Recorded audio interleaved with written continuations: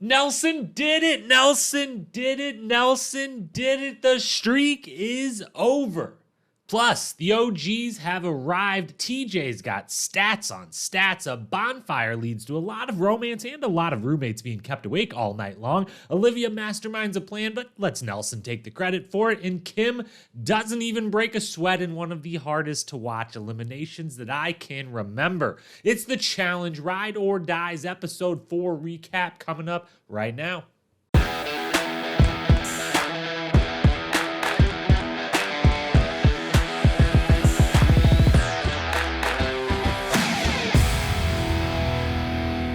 What up, my fellow challenge lovers? Welcome to The Challenge Historian, where we dive deep into all things MTV's The Challenge, past, present, or future. If it's happening in the Challenge universe, then we are here to document it.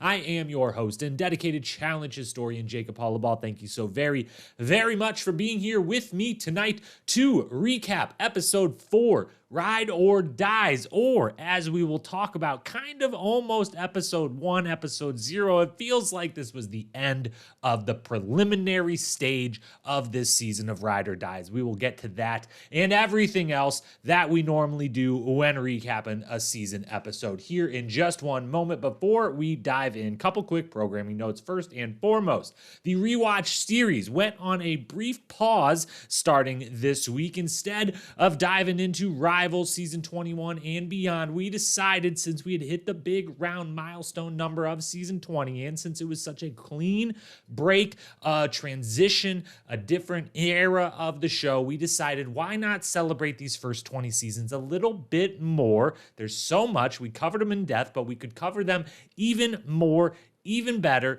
Celebrate what needs to be celebrated one more time. So the rewatch recap mini-series commenced on Monday, a 6-podcast rewatch recap mini-series covering the first 20 seasons, one final time, the best of the best, everything we've talked about from season 1 to season 20, going back through it all, naming the best of the best. We started on this past Monday. The last episode in this feed was all about defining the eras of the challenge and naming the top 5 male, female, and overall casts of the first 20 seasons. This Friday, we will be ranking those 20 seasons 1 through 20 with some updates from what those grades were as we did the rewatch episodes. Next week and the week after, we will have more coverage, best daily challenges, best eliminations, best MVPs, and of course, best quotes and moments from the first 20 seasons. The rewatch recap mini-series, 1 episode in, 5 more to go, and then we will hopefully immediately after that or sometime after that get back, because obviously we got the best all-time seasons to talk about here soon with Rivals, X's, so on and so forth. That's the biggest one. Wednesday night, Thursday mornings, that's your Ride or Die recaps. What you're listening to now, you'll be listening to, hopefully, every single week this season of Ride or Dies. And then on Saturday mornings, over on the Most Likely To podcast feed, I'm on with Paige every single week, breaking down Survivor. This Saturday, we'll be covering tonight's episode that aired just now. Haven't watched it yet. Challenge first, of course. I am a historian after all. I wouldn't be cheating in that kind of way on the challenge. Next Saturday, either on this here podcast, maybe Paige joins, or over there on Survivor, we are going to maybe be breaking down a little extra bonus Challenge Mania coverage from Challenge Mania Laugh this Saturday in my hometown, Chicago. Not where I grew up, where I live now. It's my hometown now, Chicago. Love it. Shy City, the best city. Challenge Mania Laugh this weekend. If anyone is going to that is listening to this now, hit me up on Instagram. Let me know. Let me know you're coming. Let's meet up there. So Survivor on Saturday, Ride or Dies Wednesday night. For the next couple weeks, Monday and Friday, rewatch recap mini series covering the first 20 seasons in depth. And then final thing, I bought the challenge book, the Challenge Champion book, all the interviews, and I've started it. It's very fun. It's very good so far, but I've got a question for you.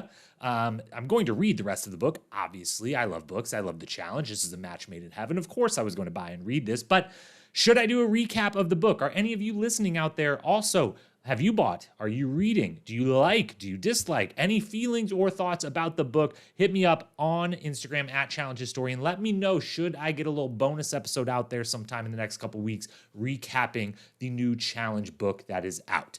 With that, that's all the programming notes. We're ready to go. Episode 4, Ride or Dies, aka the one where Nelly T gets a win. Let's go. First things first, we gotta hit our Cliff Notes recap, cover everything plot-wise that went down episode 4 of Ride or Dies as fast as we can. Here we go. 3, 2, 1, we're off.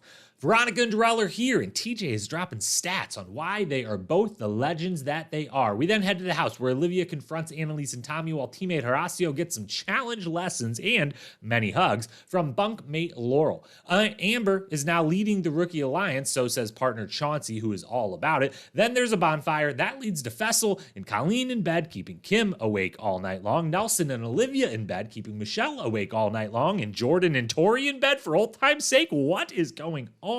Next day, Nelson tells Jay he actively doesn't want to win a daily before they all then get ready to go to a daily challenge. And guess what's about to happen? On arrival, TJ announces he's got just what Darrell came for. Heights 300 feet up, they'll be playing Hold On For Me. One partner hangs on a bar off the side of a building 300 feet up as long as they can hang on there. Before they drop, they tell their partner, run, jump, catch each other in midair, swing toward a flag, grab that flag to qualify your time in the running to win. If you miss, you DQ. The longest to hold on and then also grab the flag wins. It's a tough going to start. First 2 heats of 3, no one can get it. 6 teams, 6 DQs. Then in the third heat, Jordan and Nisa switch it up as the first team to have the woman hold on and the guy jump. It works. They score the first flag. They are in the lead. After that, some more near misses until it comes down to Nelson and Nerys and Olivia and Horacio in the final round. Nelson does the jumping, Nerys the holding. They get it. It's clearly longer than Jordan and Nisa, and Nelson has broken the streak and won a daily challenge.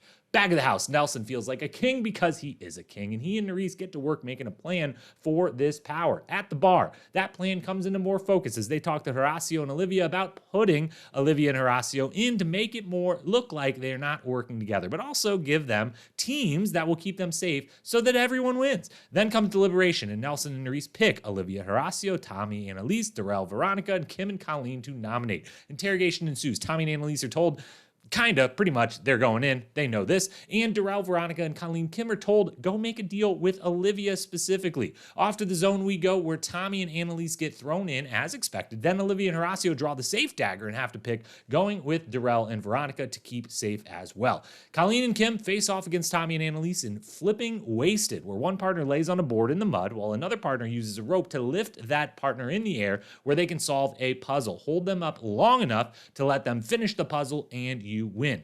Right when it starts, Kim has Colleen in the air, no problem. He's just chilling. Tommy can't lift Annalise at all. Colleen misses the puzzle a time or two, but it doesn't matter. Annalise never gets out of the mud. Team Germany are coming back to the house, having barely broken a sweat. And then TJ, feeling friendly, allows them to go back, does not bring anyone else into the game. We finally move down one team at the end of the 4th episode. To the storylines we go, and obviously there is only one place to start. We may as well, honestly, we could talk about one single person, one single thing, and we'd pretty much have recapped the whole dang episode. Because while a good amount goes down, as we just covered on the Cliff Notes recap, and there's a lot of fun to be had, this episode is about one man, one streak, and one win, and that is Nelson. Nelly T does it. He breaks the streak 54 straight times. He couldn't get it done. And on the 55th, or was this the 54th? It was very unclear. 53 in a row, 54th he won. I believe that is the final number at Challenge Stats, Instagram, Reddit, anywhere else to get your official numbers. That's always where the most official of the official numbers comes from. But he breaks the streak. He finally can get these producers off his back, the rest of the competitors off his back, all of us out there on social media off of his back, everyone off his back. And it all starts, it's very, they shouldn't have done this. The editing, as I mentioned from time to time, the editing sometimes can be extremely obvious, and there's no way around it. If you're going to do a 90-minute episode and someone hasn't really been featured that season and they're about to go home or about to win for the first time, obviously they're going to be featured. There's no way around giving some clues in the first segment of the show of who is going to be prominent in that episode's storyline. I know there's no way around it, but what there is a way around is right before they go to the daily challenge, when in the first 3 episodes you have asked the man straight up with producers asking him in the moment right before the daily, hey, when's the last time you won? You've made it a storyline. It's pretty clear you're going to have the payoff to that storyline when beforehand we get Jay and Nelson breakfast the day of the daily challenge. Nelson telling Jay that he actually doesn't want to win because picking 4 teams would be really hard in any game, and especially this particular one for him with where he and his partner's allegiances lie. And in that moment, you know this guy's about to get that W, baby. So they get to the daily. Nerys comes up with the plan, at least she says so in the confessional, and guess what? I totally believe her that she was the one who goes to Nelson, taps him on the shoulder, and says, hey, it seems like maybe it'd be a good idea if we swap places. Everyone else is kind of doing the girl running, the guy hanging thing. Maybe we switch it around. Maybe we have some success. And then they get the benefit of seeing Jordan and Anissa do that swap, and it works, and they get the flag, and they're the only one through 9 people to have done it. So when, after 11 people have gone and still only one, Nelson and Nerys come up, and they go with that strategy, and it works, and it's great, and it's wonderful, and it's so much fun. And even though it was totally telegraphed and totally obvious that it was about to happen, although in the exact moment, it was obvious they were about to get the flag, it was not so obvious, and I did really get excited for then when Olivia and Horacio were the last ones standing, like, oh my gosh, if they get it, they're going to ruin this whole moment, but it's also going to be its own kind of big moment. So I did have some suspense, but not that they were going to get the flag. And quick break, because nowhere else are we really going to talk about this daily challenge. I've got to say, I'm a little disappointed in a couple of my vets here. Mostly, the 2 I'm most disappointed with, Darrell and Veronica, and Banana and Nani's. Darrell and Veronica, now they had to go in the first heat. I get that. You never want to be the first ones. You don't get to see how hard it is, how hard it works, but I think they knew, and Veronica's very open about, like, I'm not good at jumping. Great. I think you knew how that was going to go, how that jump was going to go, that wasn't going to work out. So maybe their thought process was like, maybe it was, Veronica's not going to hold me and like both of them up for enough time to get to the flag either. So this was their best case chance. I don't know, but I thought they would be ones to switch. And the ones I'm really disappointed in are Bananas and Nani, who at least are the ones we get the nice little moment with Nani where they're like, we're acting calm like everyone else is freaking out. We've done this so many times. This is no problem. We're such good partners. Look at us, Banani. We're great, which they are, but I really thought they would have, and especially Bananas with the 20 plus seasons under his belt, would have been one of the first ones to look at this and say, we're going to do this slightly differently than everyone else. I weigh more. I can run a little bit faster, jump a little bit further, create a little more momentum. I should be the one jumping. You can hold me. You can hold on to that long enough, longer than any of these girls probably. So I'm a little disappointed they didn't go there. Tangent done. Back to Nelson and Nerys. So they get it done. The producers finally have to get off their back. Everyone knows the numbers, which is crazy. Devin's yelling it out as it happens. TJ afterwards saying it loud and proud. Incredible stuff. And let's just, before we move on to what they do with this power, we got to talk about this streak. No one else will ever come anywhere close. I know I've said this before, but let's just break this down one more time. 54 dailies in a row. Doesn't win. No one will ever even get to half of that number. I would be surprised, honestly. Like, I guess half is a good over-under. If we were to say, will anyone ever even get to half? Will anyone ever go 27 dailies in a row without winning? That seems doable. And the reason I say this is because you might think to yourself, Jacob, what are you talking about? It's not that easy to lose. Like, we're not talking like winning over and over, a winning streak. We're talking about a consecutive loss streak. And the reason it's amazing as it is because no one else will ever get the opportunity to do 54 daily challenges in a row without winning. You have to be a part of, most seasons, maybe there's 10 daily challenges in a season, 12 to 15 if we're going like crazy, a couple double agents, spies, lies, and allies. And I guess I just named the most recent season, so maybe this season will have just as many. But even if we go on the long end and we're like, they're pumping out 18 episode seasons, 16 episode seasons, whatever, and they're doing 15 daily challenges, you still would have to do 4 straight. You'd have to do 3 challenges plus full challenges where you make it to the final, plus then another 9 dailies in the next one. That's if you did 15 every single time, and you couldn't win any of them, and you have to get invited back. And that is the part that is the tricky part. The fact that you've never won a daily like this. He's not never won. He won originally early in his challenge career. He hasn't won in 54 times. To never be a winner in that way, and then also not get eliminated that early, so you're still around for enough episodes and daily challenges, a season, and then get invited back as season after season to rack up 54 dailies. I mean, it's not that long of a list. I didn't pull it up in front of me. Maybe I'll give a quick update on Instagram or in next week's episode, but it's not even that big of a list of how many people get to do 54 dailies in their challenge career, okay? Like, it can take 5, 6, 7, 8 seasons to get to 54 daily challenges if you're not sticking around till the very end of every season for your first 3 or 4. So it's incredible. No one will ever touch it. I doubt anyone will even really flirt with getting half of it at 27. It's insane. Hats off to Nelly T. Nelson's just the best. So let's keep talking about him. He's drunk with power, except in the right way. Normally, if someone says someone's drunk with power, you're like, that's not necessarily good. It kind of has a negative connotation to it. I mean it in purely positive ways, if that's even possible, because Nelson is clearly loving the power that he has, the attention that he's getting, all of it, as he should, because he has so much fun with it. He's on top of the world, and Nelly T on top of the world is great entertainment. Plus, we get the spotlight on Nerys. Not for the first time this season. We've got a decent amount of Nerys for a rookie so far this season through the first couple episodes, thanks to the love triangle, which, by the way, also shout out Nerys.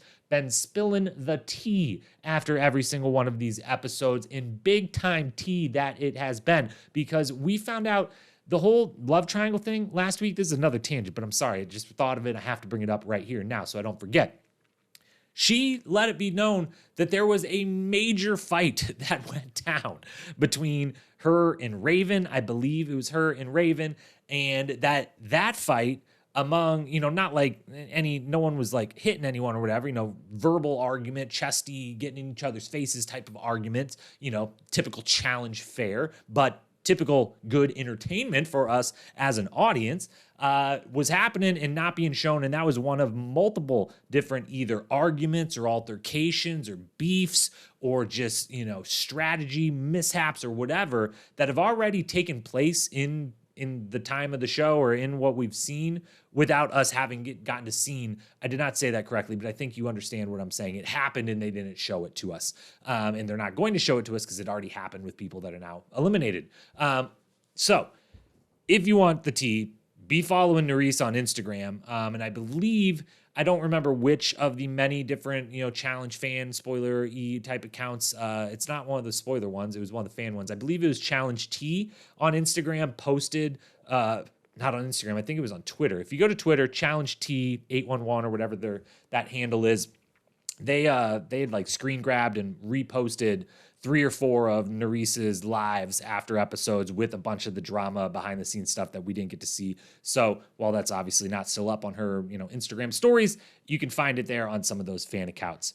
That tangent also now over. So spotlight on Nerys, that's fun. She's awesome. Love her. Spotlight on Nelly T. Always love that. Nelson basically tells Nerys how it's got to be. She accepts. Smart move. Nelson is smart enough. Then, this is the one smart move he makes. I'm about to take some credit away from Nelson that this episode and some of the other cast members tried to give him, but this is the moment that he does deserve credit for.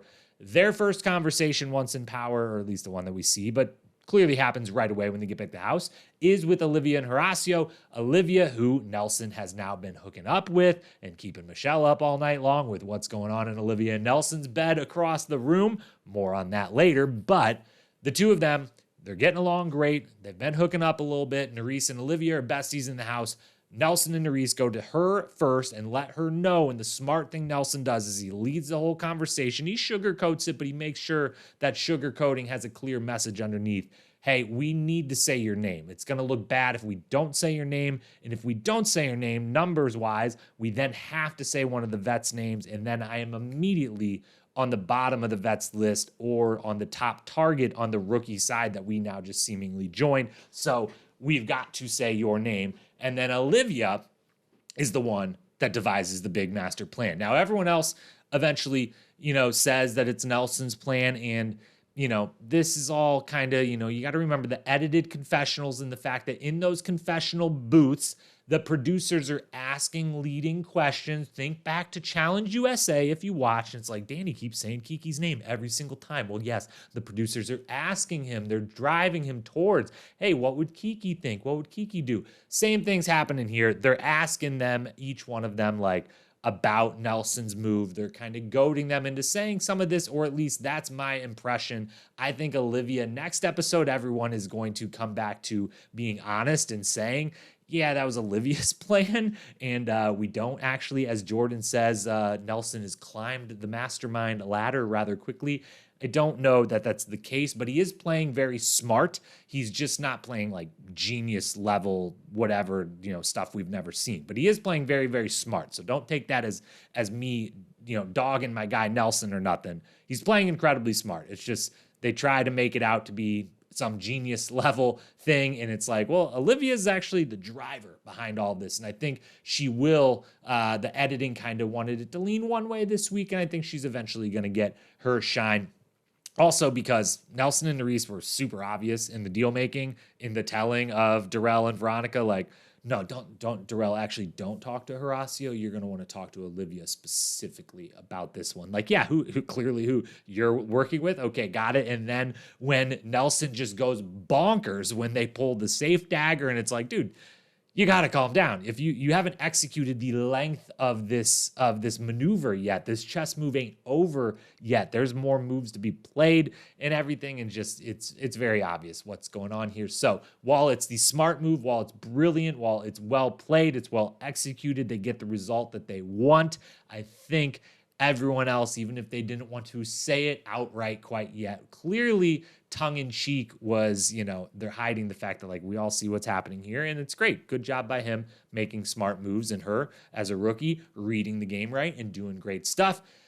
I don't think this, though, affects at all the final thing here on Nelson and Nerys. I don't think everything that happens here, it's great they get this huge moment. I love it. It's very entertaining. I love Nelly T so much. And I think he probably has one of the highest, if not the highest approval rating of current challengers, though he's way up there as far as approval ratings. I doubt anyone listening right now, if you're out there and you're like, actually, I despise Nelson, please let me know and try to give me some reasons why, because I don't believe that anyone like that exists. But I also don't think that Nelson and Nerys did anything to gain themselves favor in the Vet Alliance. I still believe they are at the pure bottom of the Vet Alliance, which right now I would say consists of Bananas and Nani, Casey and Kenny, Tori and Devin, Laurel and Jack, Jordan and Anissa, Fessel and Mariah, and maybe eventually Darrell and Veronica, but at least there was some indication that maybe those two, it's not like Darrell and Bananas are best buds or Veronica and Nani are best buds or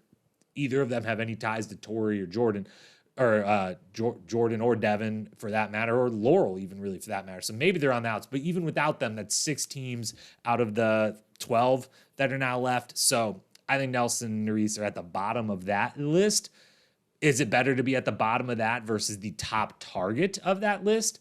Yeah, possibly. But either way, you're probably going to be, if one of them wins, you're one of the vet rookie pairs that's quickly going down into the sand and drawing daggers. Next up, we've got to talk about it. I'm going to make it really quick. The elimination, pretty tough to watch.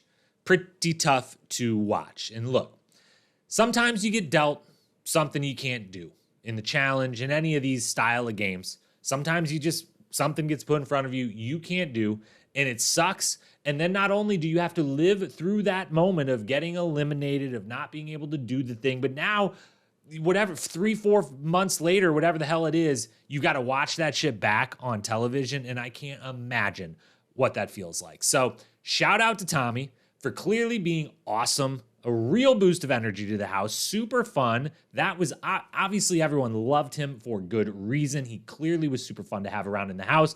I liked everything we got from Tommy. He's clearly awesome, but better luck next time, better draw next time, my friend. And to Annalise, also, I enjoyed Annalise this season. I would have no qualms with her coming back again.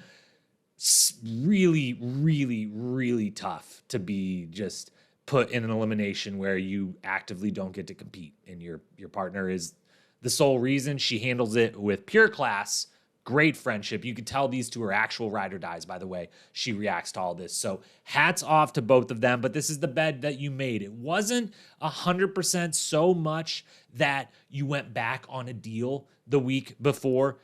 Where you really did yourself wrong is if you're gonna go back on a deal, it can't be at the stage of the game it was when there's only so many rookie teams riding with rookies and you're going back on the deal with one of those rookie teams against one of those rookie teams. And then one of them, a different rookie team is also going home. And now you've just depleted your numbers completely because someone you were somewhat aligned with in that rookie alliance, if it existed, is going home that night.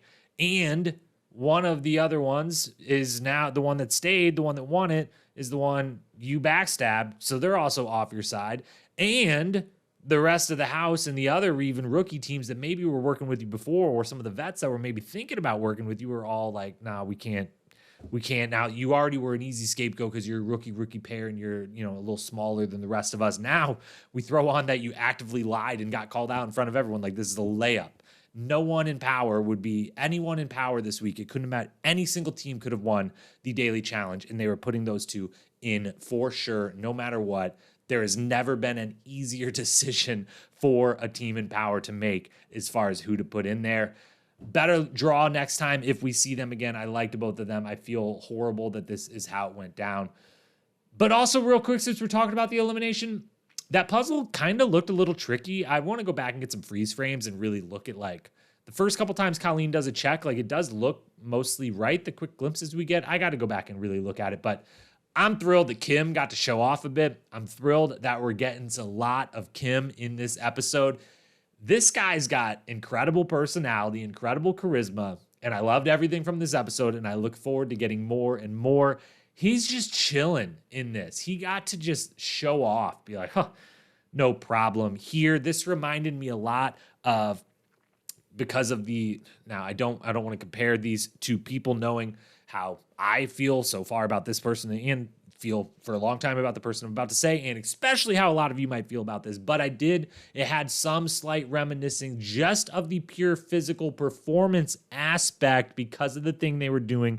But on X's 2, I believe. Yeah, it had to be X's 2 because he was a rookie after X's 1. But Zach and Jordan were two of the people who on X's 2, they had a challenge where one person had to hold up a super heavy board with using a rope to pull it to reveal a memory puzzle, and then they ran up to the top of the hill. And I believe Zach and Amanda end up losing that whole one because they didn't work well together, to be kind to everyone involved in that. But those two, Zach especially, could just hold it up and no one else could hold it for more than a couple seconds. And Zach was just like, this isn't a problem. I can hold this up as long as you need to.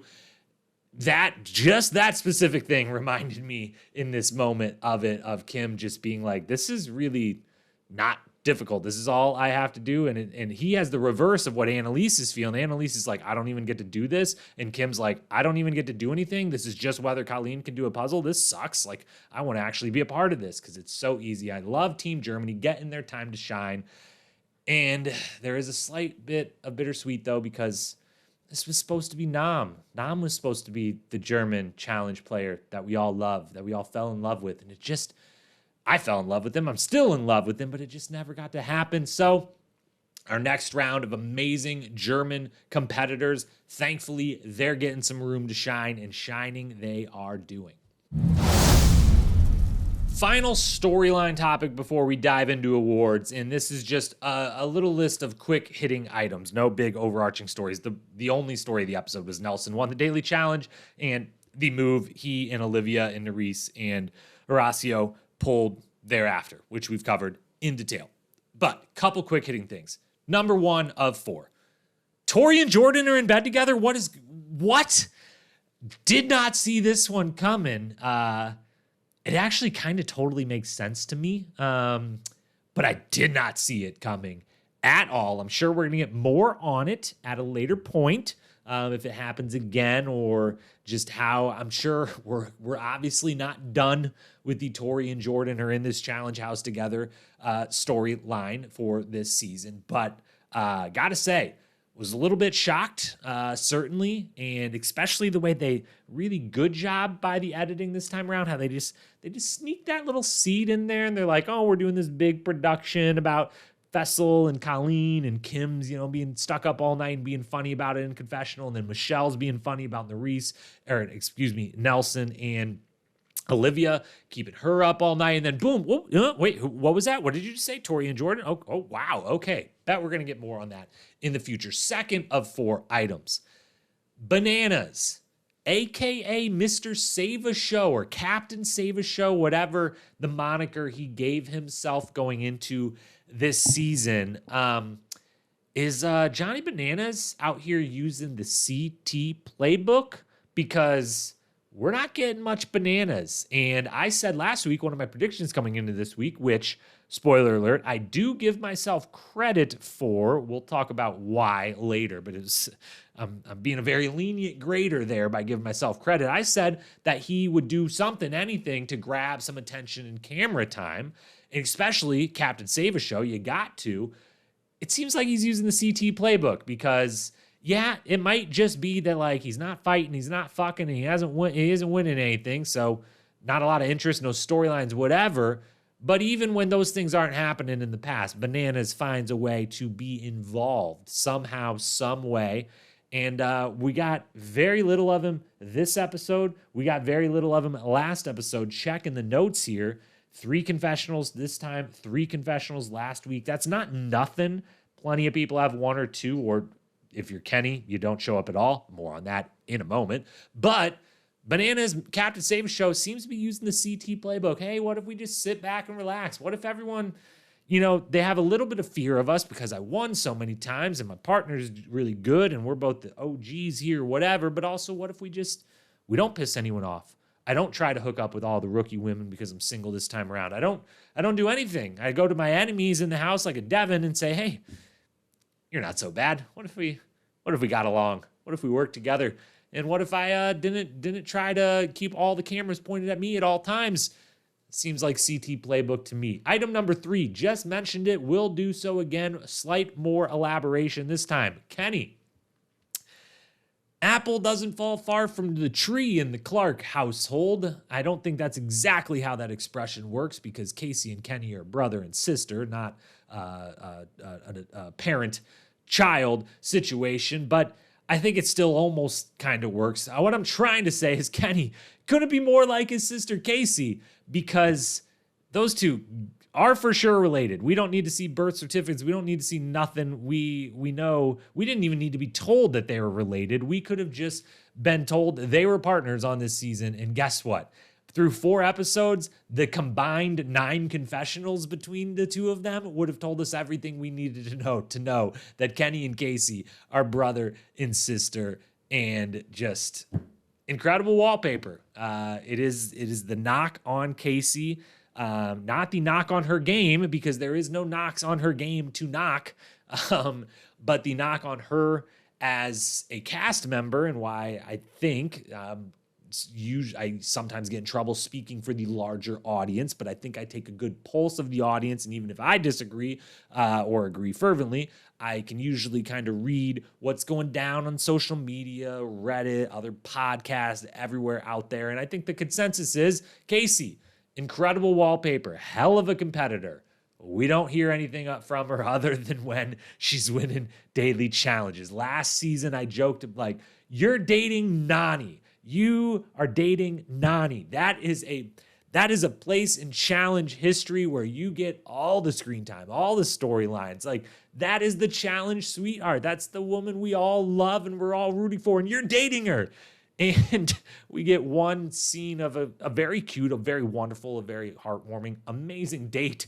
But, like, that's all we got. Until then, they had to eliminate each other in the finals.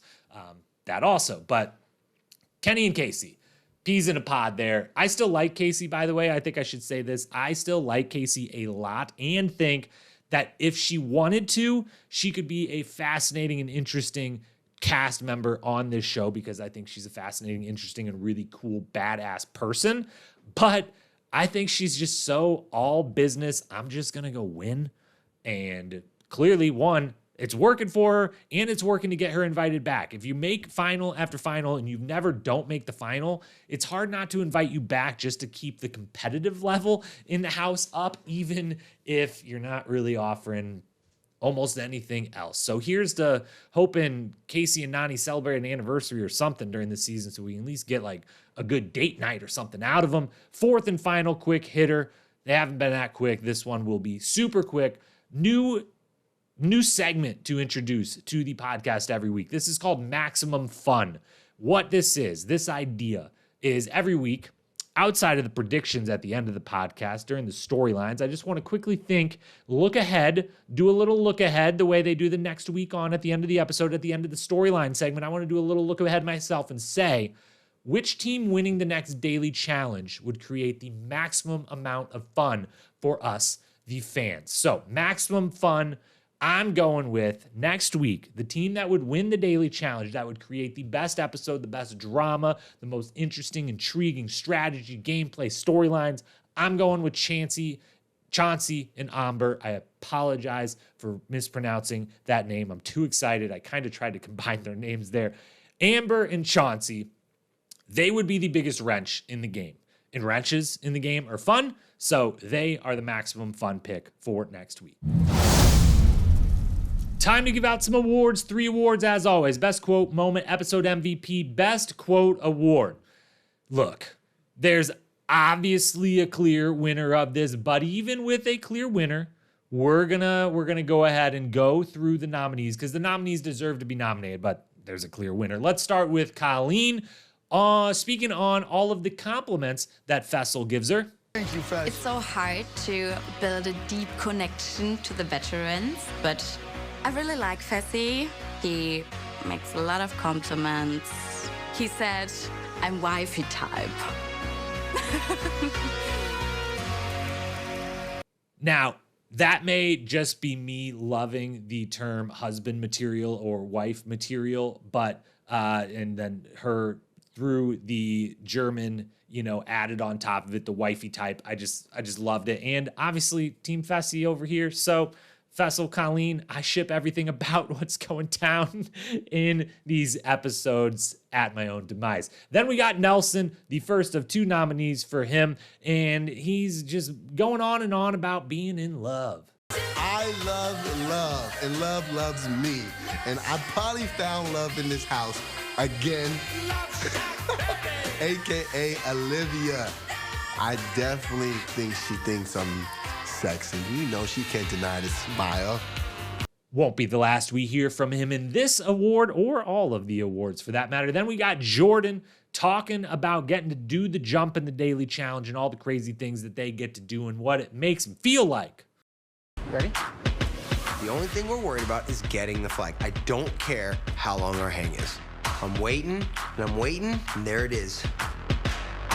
The look, which means, Jordan, run. This is like a day where you get to be an action hero. I literally get to be Tom Cruise.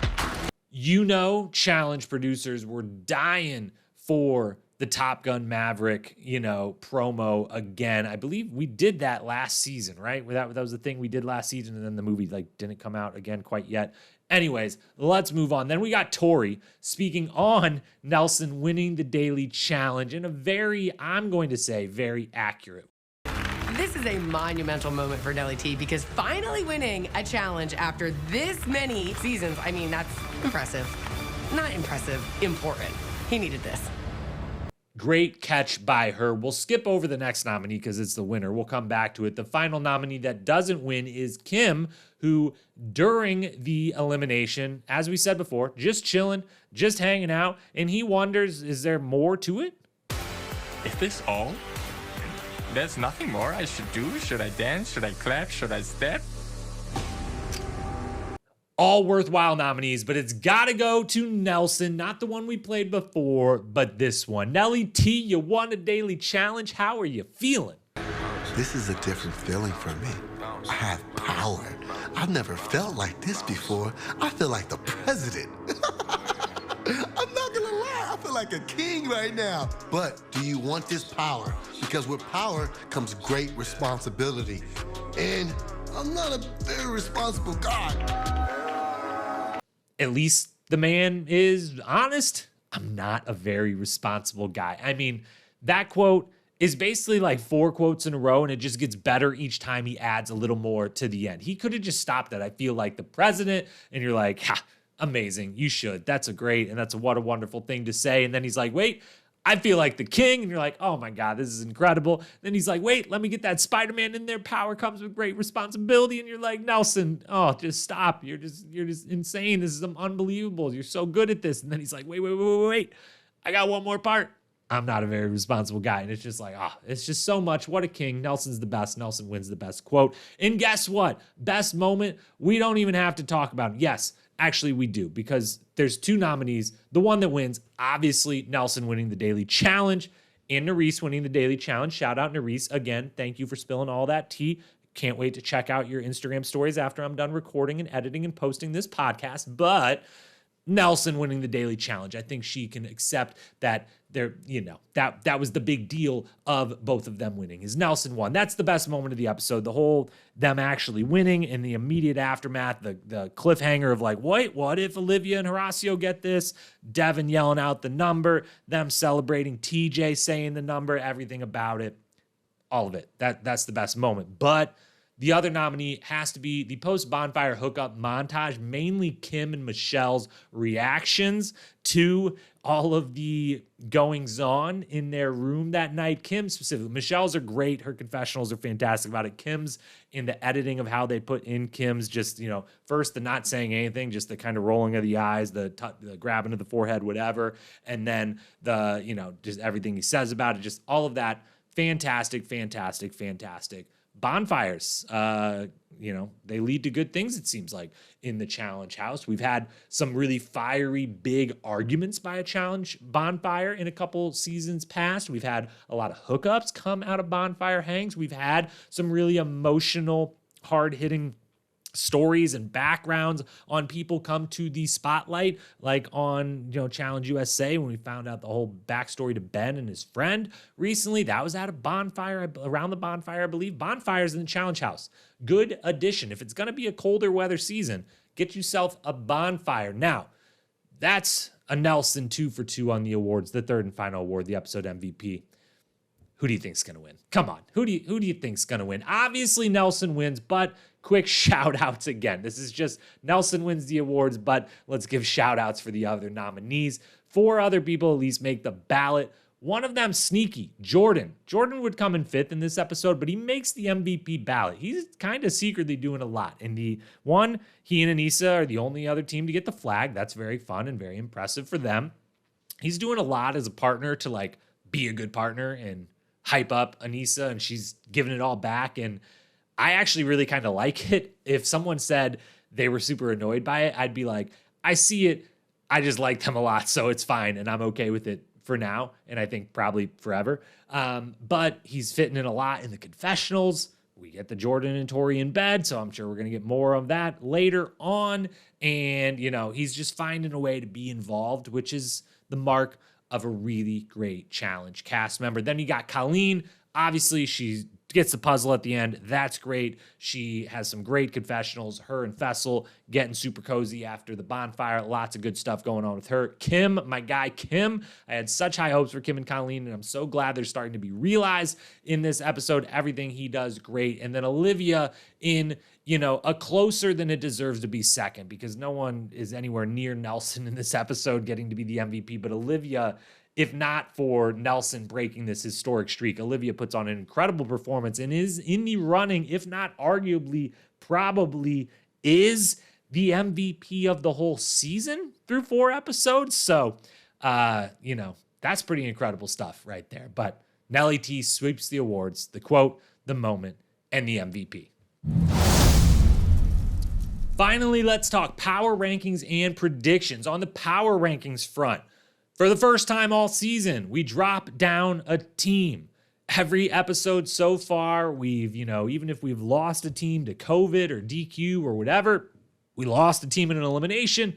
There was TJ to bring in one or even two more teams to make up for them. But finally, we've actually gone from 13 to 12. So we're down to just 12 to rank in the power rankings. We'll go bottom to top. Bottom to top. And it pains me to say it because I love them so dearly and they've meant so much to my challenge fandom and really my life at this point. We've spent 2 decades plus with these people, but Darrell and Veronica are in last place. They clearly don't seem to have any ties. Maybe they can be the super OGs leading the rookies against the rest of the vets. That would be quite the cool and interesting storyline, but I don't know where their alliances are. I don't know that they're going to fare all that well in some of the challenges or if they end up in an elimination, and certainly probably not a final either. I see no reason to not. They were in 11th. Now they're in 12th. Casey and Kenny just above them. This is kind of where they've been. They've slowly fallen back from 8th to 10th to 11th. Colleen and Kim move up from 12th to 10th. Jay and Michelle stay in at 9th. Nelson and Nerese stay at 8. Laurel and Jack are at 7. Big, slight movers. Olivia and Horacio go from 5 to 6. Jordan and Anissa move up to 5th. Amber and Chauncey, they're in 4th. Fessy and Mariah 3rd, Nani Bananas 2nd, Tori and Devin 1. That top 4 does not change for the 3rd week in a row. Tori and Devin, Nani Bananas, Fessy, Mariah, Amber, and Chauncey. I think almost without a doubt one of those 4 teams is winning. You could make an argument. If you told me Olivia and Horacio won the whole thing, I would be pretty stunned, but I would also be like, okay, they at least got the goods to do it. I don't think they're going to pull it off. That would be an incredible feat, but they at least got the goods.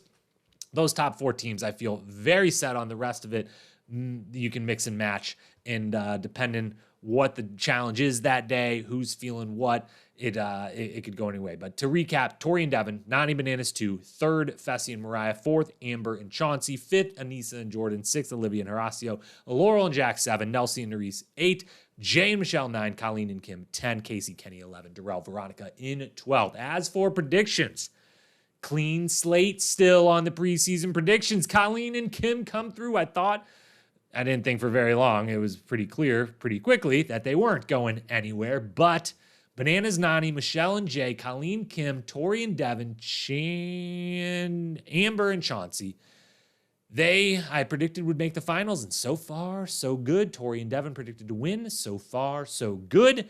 And for the 3rd week in a row, I go 2 for 3 on my next week's predictions. I said Laurel, Horacio, and Fessy and Colleen would both happen. I count all the hugging as happening, so I'm counting that. Said Fessel and Mariah would go back-to-back on the daily. Got that one wrong. And then the one I referenced earlier, I said Bananas would do something to get the camera's attention, which is very brief, but he did. He said something ludicrous that I give myself credit for getting this one correctly. He said that on Nelson nominating Olivia, he said nominating someone that you're sleeping with is way worse than what he's willing to do. I think he said it was way past his pay grade or something like that. But his paraphrasing, his intention was, hey, like, I've done some bad stuff, but I would never do that. And like, bro, he's hooking up with a rookie, but he still put her as one of the 4 teams out of 11 teams to pick from. He won or whatever. He put them in and then made sure they could stay safe. You would never do that, Johnny, ever. Nothing that bad. That bad. How horrible what it was Nelson did. Just, yeah, I think that counts as getting the camera's attention. So we've been 2 for 3 going into next week. While yes, maximum fun would say Amber and Chauncey win the daily. I'm not predicting that. I'm predicting Jay and Michelle win the daily. We see in the next week on swimming and canoeing is what the daily challenge is. Feels real Survivor-y to me. I think both of those 2 people can swim and canoe a little bit. Jay and Michelle win the daily. Number 2, someone not named Colleen will sleep in Fessel's bed. Number 3, even split. 4 vets, 4 rookies in deliberation. Of the 4 teams up for elimination, I think whatever the mixture of them is, it will be an even exact split. 4 vets, 4 rookies. So that's 1. Colleen, someone not named Colleen, will sleep in Fessel's bed is prediction number 2. And Jay and Michelle will win the daily is the 3rd one. So with that, we've predicted, we've power ranked, we've awarded, we've talked at length. Thank you so much for being here and talking through it all with us. As always, if you want to get in touch, if you got feedback on this podcast, what could be done better, what is not going so well, whatever, feedback, you know how feedback works. I'm willing to take it.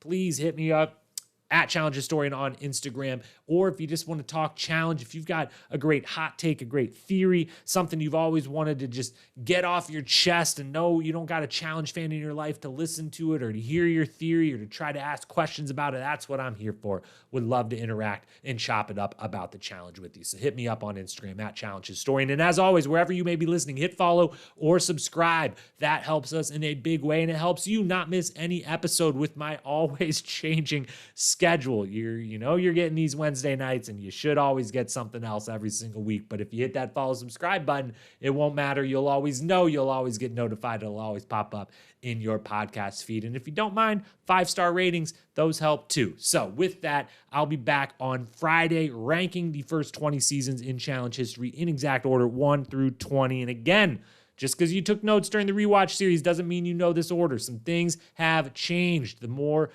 we get to look back at a group of them, the more I can properly make sure, hey, did I get that right? Did I get this wrong? Fix it all up. So Friday, we got that coming for you. Survivor on Saturday. Back next week with the best of limbs, daily challenges of the first 20 seasons, and Ride or Dies recaps. And maybe a book recap coming here soon. And Challenge Mania Laugh Chicago recap. We got so much to talk about. So hit follow, hit subscribe. Thank you so much for being here. I love you. Talk to you soon. Peace.